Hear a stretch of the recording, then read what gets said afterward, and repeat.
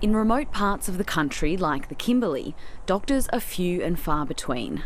In Kununurra, we're 3,000 kilometres from Perth, so what we have available and the services we have available are, of course, limited.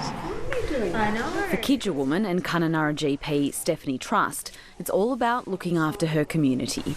There's definitely times when it's challenging, keeping an eye on our overheads in terms of locum and getting staff to travel, including doctors and housing. Rural and regional GPs receive Medicare incentives to bulk bill patients.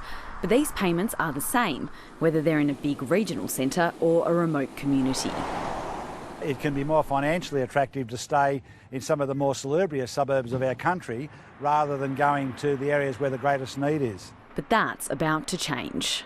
From 2022, the more remote the doctor, the higher the bulk billing incentive.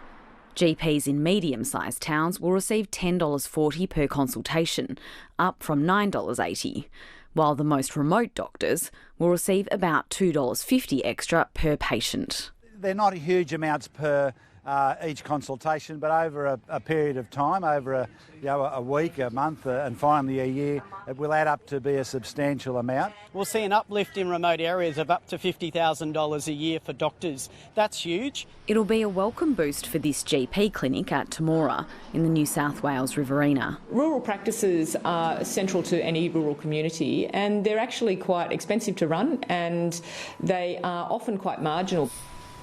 There's hope the payment increase will pave the way for greater recognition of the unique challenges faced by country practices. It's showing that the government is now understanding that complexity increases the more rural that we go.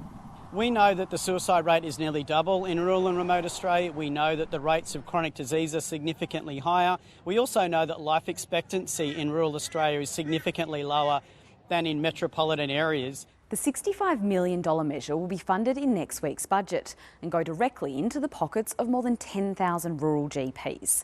While it's a move that's been welcomed by doctors across the country, they say it's still not enough to lure more doctors out of the cities and into the bush. I think we're always grateful for any support that we can get, but again, it's a drop in the ocean, and so you do need to look at other ways that you might be able to support rural and remote practices. Picture perfect, but not without its costs. Jess Davis, ABC News, Canberra.